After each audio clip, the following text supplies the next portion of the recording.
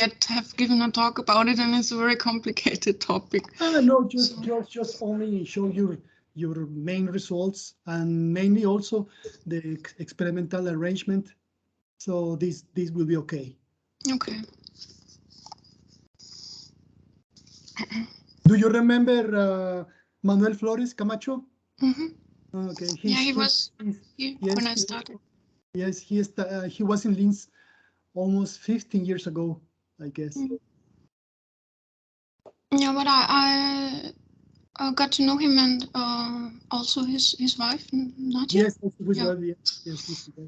Now so she's working in a German company as a translator, and he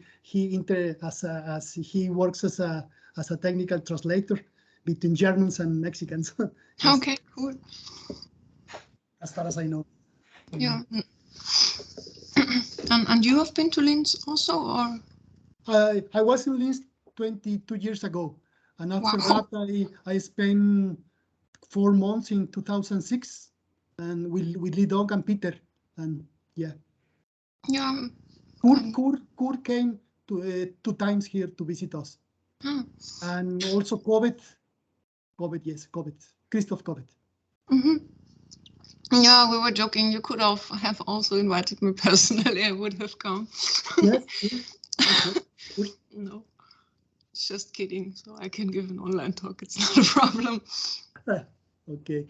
So let me see the time.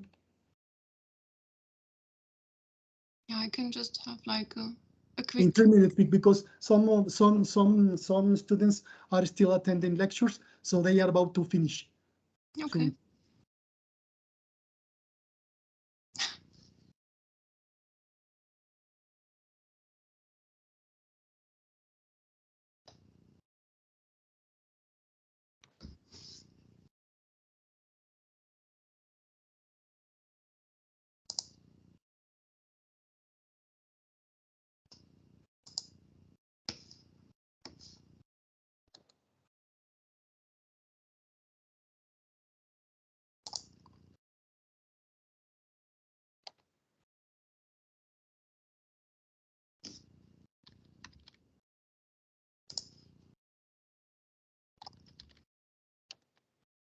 So, okay. Shall we start? I think yes, just to be on time.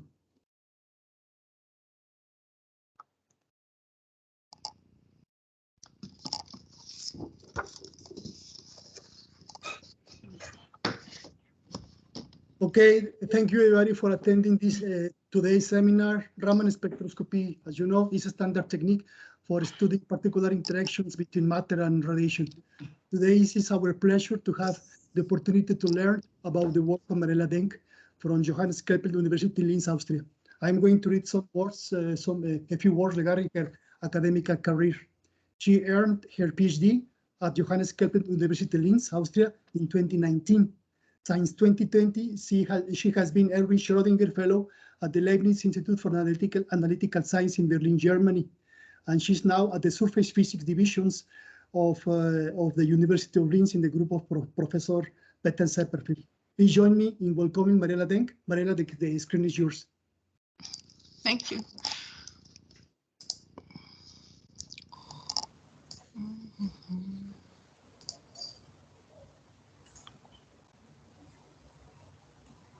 Where? Okay, so hello everybody. Yeah, before I introduce the main technique of our study, Raman spectroscopy, let me briefly introduce the basic properties of the Cu110 surface. Copper has an FCC crystal structure, and 110 surface. Mariela, it seems you are not sharing your screen, your presentation is not sharing still. Okay. In the upper right corner. Okay, then I have to switch to that thing. Okay. Yeah, that's okay. Correct. Okay, then I start. It's very complicated. So, okay, so the talk will be about surface resonant Raman scattering from Cu110. And before I introduce the main technique of our study, like Raman spectroscopy, let me briefly introduce the basic properties of the Cu110 surface. Copper has an FCC crystal structure, and the 110 surface has a directional anisotropy, as you see here. The surface has been studied by reflectance difference spectroscopy, which is a surface-sensitive optical method that measures the difference in the reflectance for light polarized along two orthogonal directions in the surface. The spectral features of Cu110 are well understood. The pronounced peak at around 2.1 eV arises from three different contributions. At the Y point of the surface Brillouin zone, where the Fermi level crosses the SP band gap, an unoccupied surface state lies 0.4 eV below, and an unoccupied 1.8 eV above the Fermi level. And transitions between these states can only be excited by light polarized along the 001 direction of the surface plane. Since in bulk kappa, the transitions from these states to unoccupied states just above the Fermi level are located in the same energy range, like here. Interband transitions near the X point also contribute to the 2.1 feature in the RD spectrum. The third contribution stems from intraband transitions, which are associated with anisotropic free electron transport along the two main crystallographic axes of the surface. These were the electronic properties of the surface. First order Raman scattering is restricted to materials with two or more atoms in the unit cell in order to ensure the presence of optical phonon modes, which means phonons with non-zero eigenfrequency at the Brillouin zone center gamma. And here you see the phonon dispersion of kappa bulk. Since there is only one atom in the primitive unit cell, no optical phonons are present. In such crystals, only acoustic phonons are present in the bulk, and these can only be excited in higher order scattering processes in order to obey energy and momentum conservation. These processes involve more than one atom and have thus a very small scattering cross-section. However, even for a face-centered cubic metal like copper, first-order Raman scattering should become allowed at the surface due to the asymmetry reduction at the surface. In fact, the unit cell, which is relevant for surface phonons, then extends over the entire semi-infinite crystal and contains thus more than one atom. And as a result, surface optical modes with atomic displacements localized in the surface region may exist even at the gamma point of the surface Brillouin zone. And in addition, the force constants in the top layers are altered due to the missing bonding partners at the surface for the surface atoms. And this leads to the presence of surface modes and surface resonances for Cu110. As you can see here, this is the phonon dispersion of the Cu110 surface.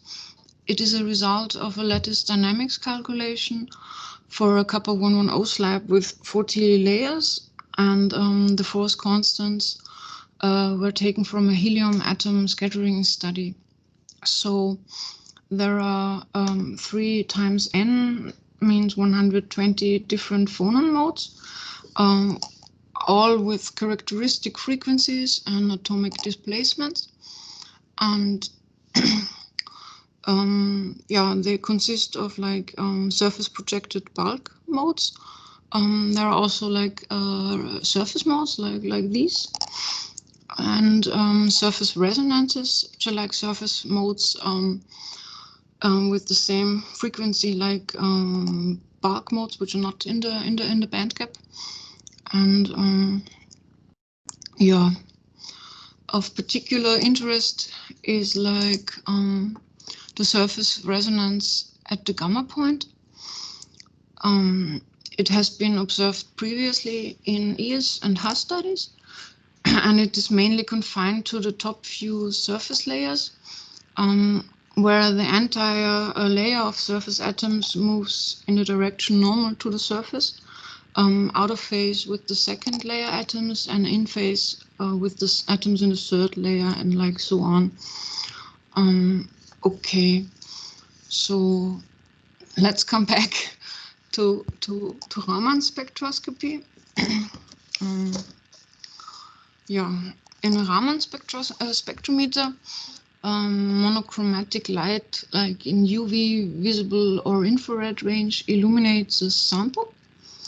And when the light interacts with vibrations, phonons, or other excitations in the system, the majority of the light scatters elastically, which is called Rayleigh scattering, but a small fraction scatters inelastically, causing the scattered light to have either a longer wavelength compared to the incident light, which is like Stokes shift, or a shorter wavelength, which refers to anti-Stokes scattering. Both Stokes and anti-Stokes shifts provide information on the vibrational states of the system, responsible for the scattering of the incoming light. Yeah, but also rotational and other low frequency modes can be probed. Okay, so when light is scattered by a molecule, the oscillating electromagnetic field of a photon induces a polarization of the molecular electron cloud, leaving the molecule in a higher energy state. Yeah, with the energy of the photon transferred to the molecule, and this can be considered as a formation of a very short-lived complex between photon and the molecule, and this is like referred to as a virtual level. The virtual level is not stable, and the photon is re-emitted almost immediately, and then as scattered light. So as you can see here in the spectrum of sulfur, in Raman spectroscopy, a wave number like measured in inverse centimeters is used instead of the wavelengths to characterize the light. Wave numbers are more convenient to use because they are linearly related with the energy and independent of the wavelength of the incoming light. And if the molecule gains energy from the photon during the scattering, then the scattered photon loses energy and its wavelength increases, which is called Stokes Raman scattering. Inversely, if the molecule loses energy by relaxing to a lower vibrational level, the scattered photon gains the corresponding energy and its wavelength decreases. And this is called anti-Stokes Raman scattering. Quantum mechanically, Stokes and anti-Stokes are equally likely processes, but if you have an ensemble of molecules, the majority of molecules will be in the ground vibrational level, and Stokes scattering is the statistically more probable process. Yeah, as a result, the Stokes Raman scattering is always more intense than the anti-Stokes, and for this reason, it is nearly always the Stokes side that is measured in Raman spectroscopy. So we are always looking at this side. Yeah, because only 1 in about 10 million photons scatters inelastically, the Raman signal is very weak. And however, the signal can be increased if the energy of the exciting light is close to the energy of an electronic transition of the molecule, which is then called resonant Raman scattering. So like the energy goes up until it's close to a real transition. And so it's not via virtual level, but via a real electronic state of the complex. Okay, so that was basically the introduction. Here you see the resulting Raman spectra for Cu110 with like several different excitation energies, and the energy goes up from the bottom to the top, and you can see at like 20 MeV or 162 inverse centimeters, there's a sharp peak, and the Raman shift is like in agreement with the excitation energy of the surface phonon resonance I showed you before. And it has a surprisingly high intensity, and it also like strongly depends on the incident laser energy, and there's even like a second weak feature here at like 21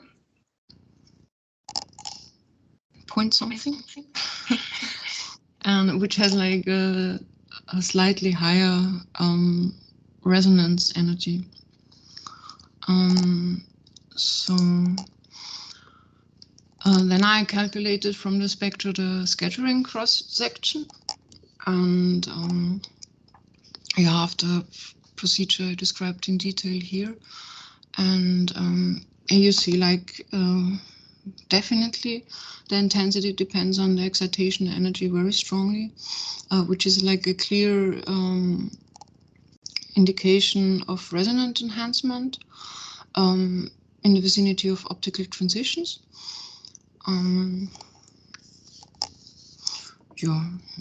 So I made that for the surface phonon resonance at 161.5 inverse centimeters, and for the weak second mode also.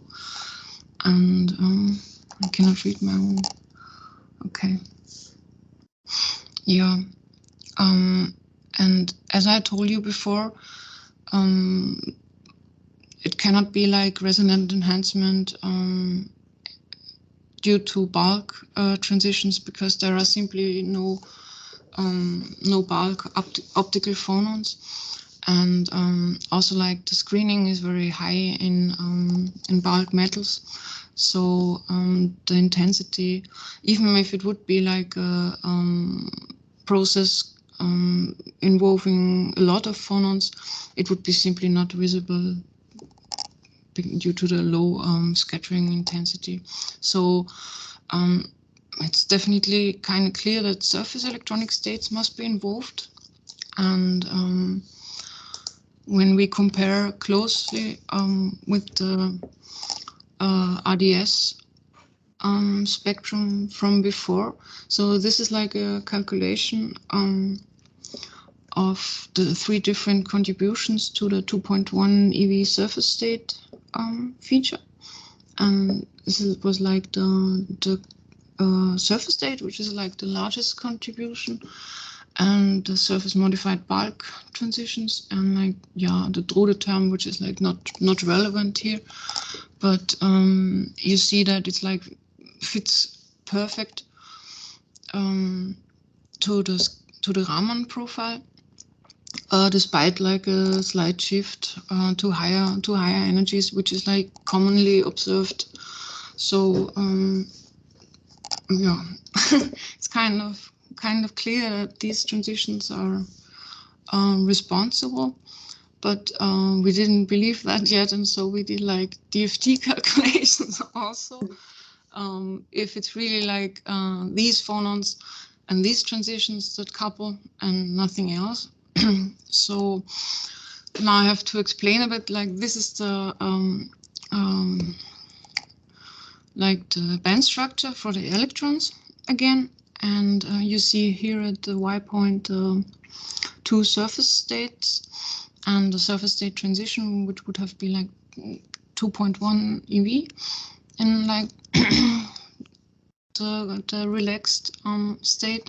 Here are also 2 surface states, but they are like both unoccupied, and so they are not really relevant for our study. So yeah, this was like calculated by DFT, the surface electronic structure, and then in a subsequent frozen phonon calculation, the normal mode frequencies and the displacement patterns have been determined. And for the surface phonon resonance, this is like how the displacement pattern would look like. There's like a normal layer distance, which is like 1.3 something angstrom, and because these on the first and the second layer are moving antiphase, the distance increases or decreases during the vibration. And so what we did is we stretched the unit cell a little bit, and then we calculated the electron band structure again, and then we just like stretched it a little bit more, and so we got all these points where we know how the energy gap develops during the vibration. And you see, because this is like the delta set, so during the vibration, the electron gap like becomes like larger and smaller. So this means the vibration is like strongly coupling to the surface states, and so the scattering would be like via the deformation potential. Via deformation potential scattering. This is like if you deform a crystal, you change the energies, and yeah. So I can like even show you. This should remind me on the movies, but now I have to do something else. How does this works?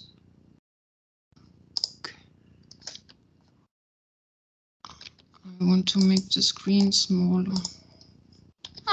Okay.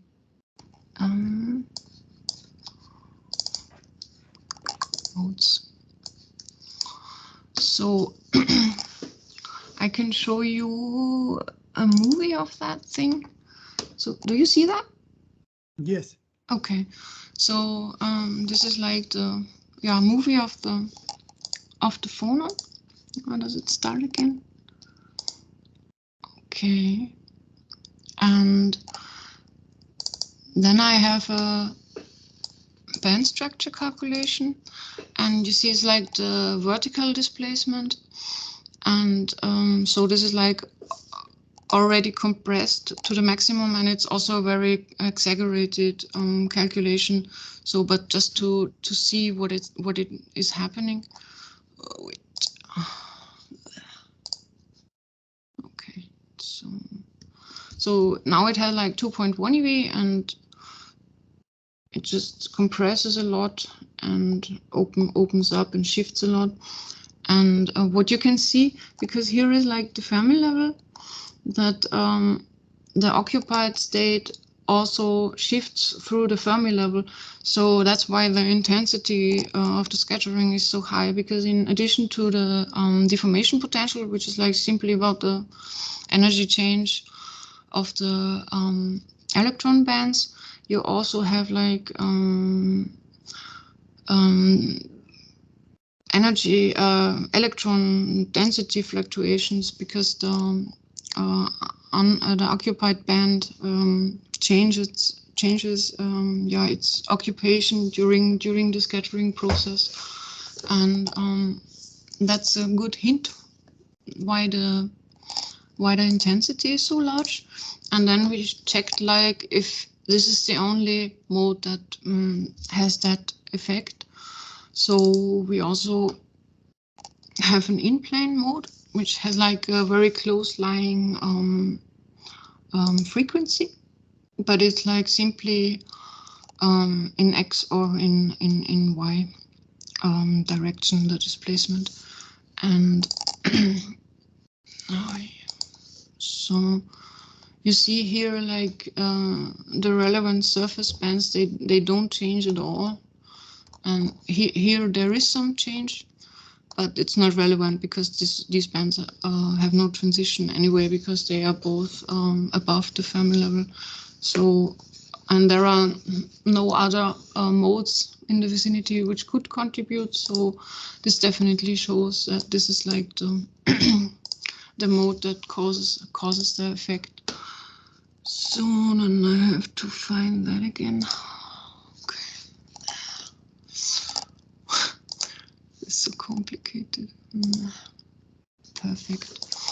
Okay, so then we did another calculation, because also maybe I can go back to the spectrum.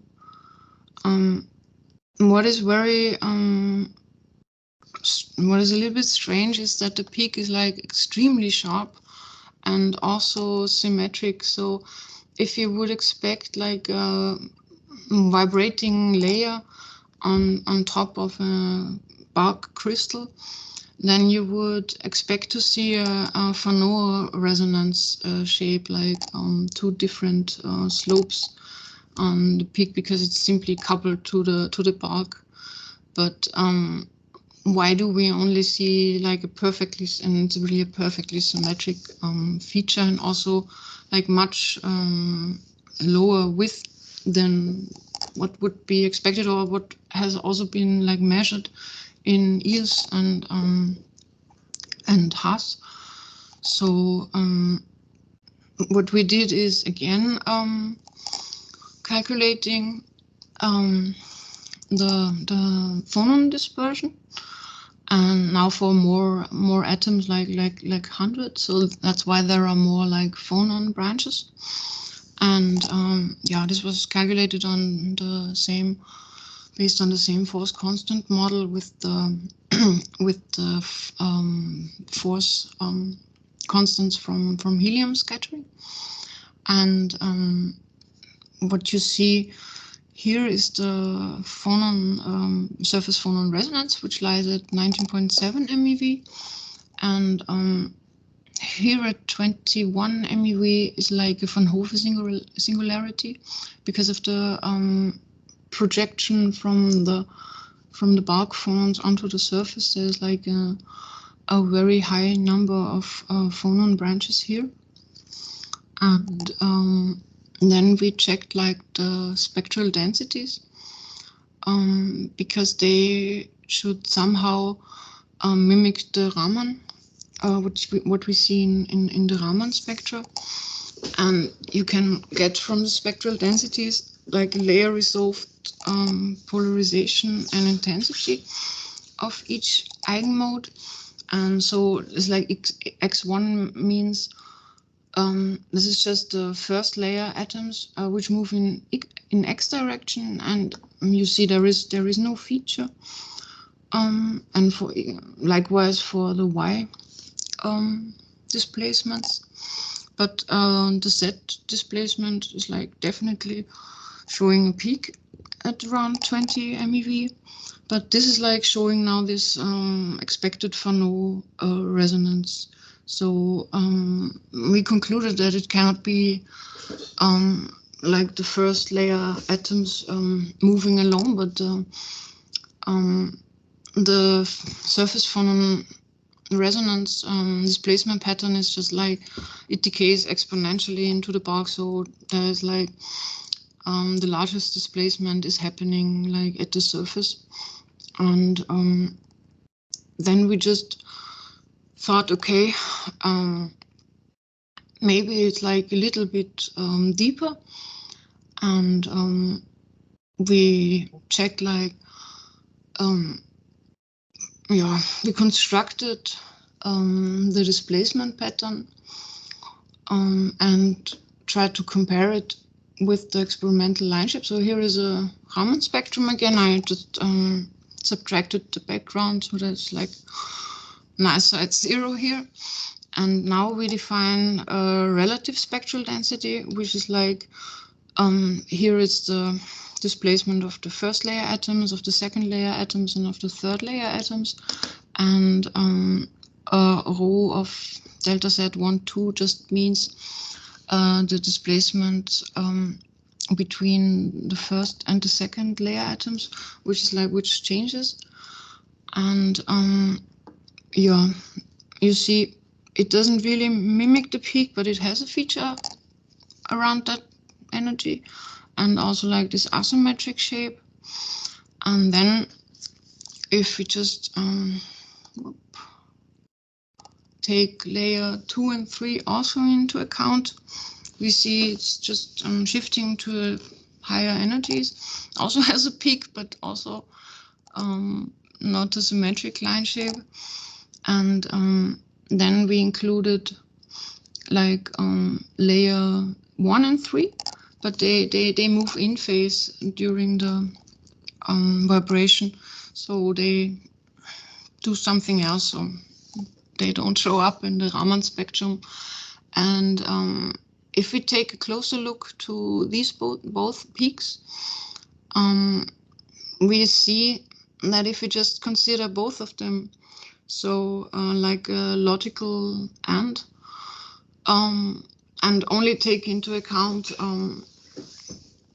both movements, then we can perfectly resemble the line shape of the spectrum.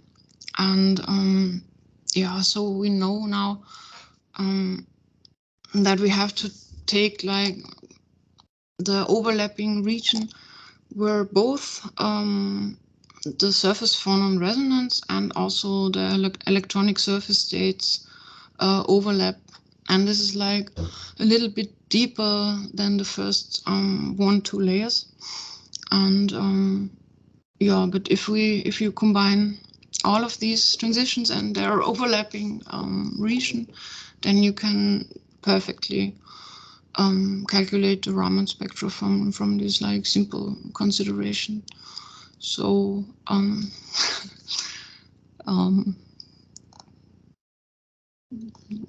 direction. So yeah, let me thank everyone who contributed to this work, like my colleagues in Berlin and in Leeds. And yeah, I would like to thank Professor Balderas also for the invitation, and yeah, you for attention. Yeah, I talked way too fast. Should we have any questions? Yes, who is raising? Edgar, please. Hello, Marilyn. Hello. Can you hear me? Can you hear me? A little bit, but it's a little bit. Well, I will talk louder. Now it's better. It's better now. Okay. Thank you for the talk. It's very interesting. I have a couple of questions, if I may. What is so special about copper regarding other metals, for example? I mean, could you do the same study on in other metals, such as, I don't know, out of my head, aluminum or whatever other metals, or is this surface states is exclusive for copper? And maybe, if I may, a second one, I was I think the most interesting thing is the existence of these surface states, right? Because you break the symmetry of the bulk, and that's what gives you this signal. So that makes me think of topological insulators. I don't know if you could. That makes me think about topological insulators. Mm-hmm. You know that these materials, they have surface states that are conductive, and whether this technique could somehow help to characterize them. Yeah, sure. I mean, topological insulators most often also have like a non-primitive unit cell. So there you would have like you can definitely characterize surface phonons then, and also enhance like surface phonons by electronic transitions at the surface. But you then also have like a lot of phonons in the bulk. And so in semiconductor physics, it is often like, because the signal from the surface is kind of way smaller than from the bulk, you have to somehow clever extract the information either by passivating with like hydrogen or oxygen or so. And you never get like a clear surface signal without like this bulk contribution. That's the only thing, but it's definitely possible for topological insulators. It's just if you do resonant Raman scattering, you really don't know what is coupling. I mean, yeah, it could be that your phonon is simply not coupling to the transition you have in that energy range. Yes, and the other question was about what is so special about copper? Yeah, the surface state is like indivisible, because for silver you have the deep end onset is like 4 eV or so, and in copper you have it like that's why copper is orange, and so there are only like you can also do Raman scattering for bulk metals if they have like LaB6 or something, or like cobalt if they have like two atoms in the unit cell. But the screening is so highly effective that there are only like 3 publications, because the peaks are so small. They are there, but they are so small. And it seems to be the case that is like only for copper, because I told you it's not only the deformation potential scattering. I'm sorry, we cannot hear you. Oh, I cannot hear you. It's only because of this peculiar. Hello? I can hear. I think it's yours, Edgar. Raúl? Yes, I'm here. I cannot hear. You can hear? Then I'm sorry. Then the problem is mine. Yes. Somehow I lost the audio. Well, I don't know. Maybe you can move. Thank you very much. Anyway, I can type. I couldn't hear the last part of the answer, but I will try to connect the audio. Thank you very much again. Thank you. Another question, Manuel, from the audience. Another question. Yeah, I mean, you mentioned me. Yes. Okay. Hi. So, hi. How are you? Fine. So, the question would be, so you have at the end an optical mode, right? A surface optical mode. So I missed it. What about, I mean, you need some sort of charge separation or something, right? So how you handle that in a metal full of electrons? Yeah, that's peculiar thing of the surface state transition, because it's like only located in the surface. I even have like a picture of it. DFT is such a nice thing.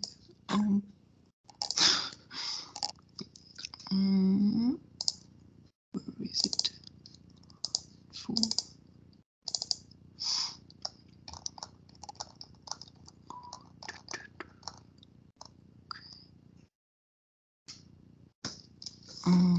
Now I have to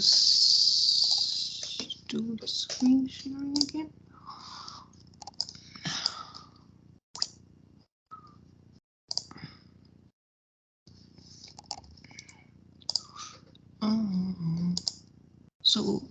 So you see, this is like the B1, and it's like really on top of the surface.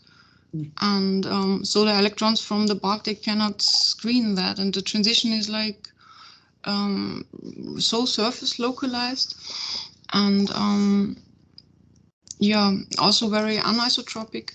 So in the bulk, this would be not possible, because there are also bulk transitions, like also even at 2.1 eV. But this like this small shoulder I showed you before,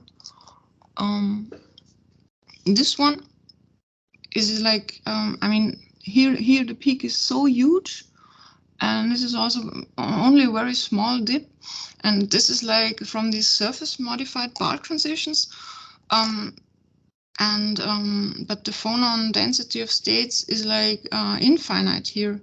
So there you can definitely see that screening is like very effective, and only because the surface state is so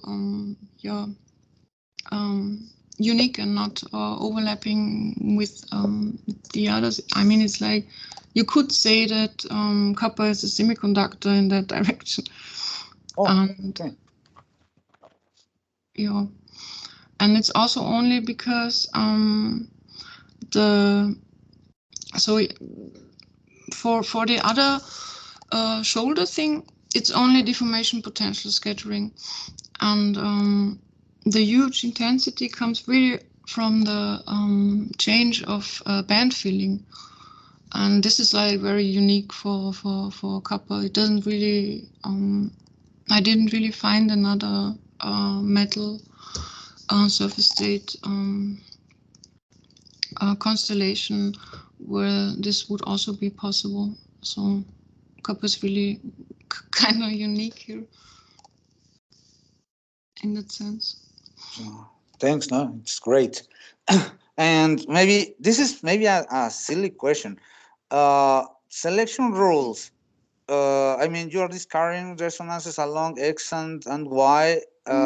Did you discard them beforehand? I mean, I mean, because I don't have them with me, I don't remember. The selection rules, you infer them from the calculation or beforehand? I did like that. So the how is it called? Like, I didn't give the Porto notation here, but it's the polarization of the incoming light in the Raman scattering setup. So it was like almost backscattering configuration, and then there was like p polarized light, and in the direction of the surface state polarization, so along this direction. And if I rotated the polarization a little bit off, then it was like immediately decreasing, and it was 0 in that direction. So the selection rules for Raman scattering are important here, yes, but the selection rules for the resonant enhancement are way more important. So yeah, I can only see like Z polarized modes due to the selection rules, but then also only like in that direction and not perpendicular to it. So we checked that, yeah. Yes. Yeah, thanks. Yeah, Great. Is there another question from the audience?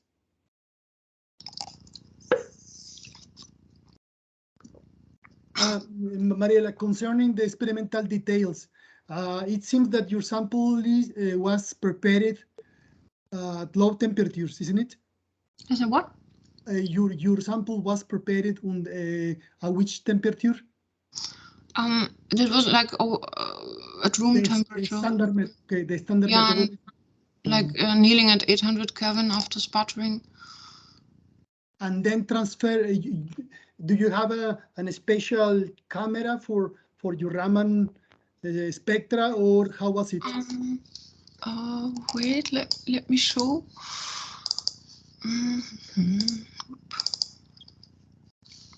So we could do it like in situ. So we had like a Raman window and the sample was prepared then. And then we imaged the focus spot to the entrance slit of the detector, and it's like a double monochromator. And then with the CCD. What is the spot size on your sample? Like between 60 microns and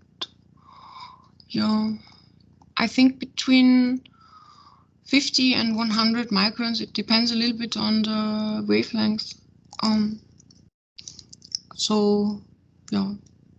Okay, my last question is, do you foresee to extend such studies, for example, during minute deposition of carbon monoxide, which is very sensitive to this surface state in the very first stages of the deposition?